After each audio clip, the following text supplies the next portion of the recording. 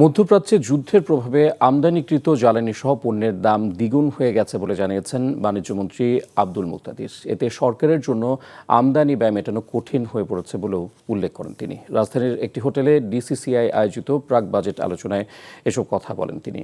বাণিজ্যমন্ত্রী বলেন, জ্বালানি সংকট নিরসনে অভ্যন্তরীণ গ্যাস কূপ খনন সহ এলএনজির সরবরাহ বাড়াতে কাজ করছে সরকার। আলোচনায় বাজেট ঘিরে বেসরকারি খাতের প্রত্যাশা তুলে ধরেন ব্যবসায়ী সহ আর্থিক খাত সংশ্লিষ্টরা। এ সময় ডিসিসিআই এর পক্ষ থেকে রাজস্ব আদায়, আর্থিক খাতের সংস্কার এবং শিল্প ও বাণিজ্য খাত নিয়ে বেশ কিছু প্রস্তাবনা তুলে ধরা হয়। ব্যবসায়ীদের পক্ষ থেকে ব্যবসার সহজীকরণ ও বিনিয়োগ বাড়াতে ব্যাংক ঋণের সুদহার কমানো সহ আসন্ন বাজেটে বিনিয়োগকারীদের জন্য করের চাপ কমানোর আহ্বান জানানো হয়। বাংলাদেশে কোনো স্টোরেজ অ্যারেঞ্জমেন্ট নাই। আজকে যদি আমাদের কাছে 2 মাস রাখার মতো এলএনজির স্টোরেজ থাকতো, ক্যাপাসিটি থাকতো, তাহলে $10 এলএনজি আজকে $20 কিনতে হতো না, স্পট থেকে কিনতে হতো না।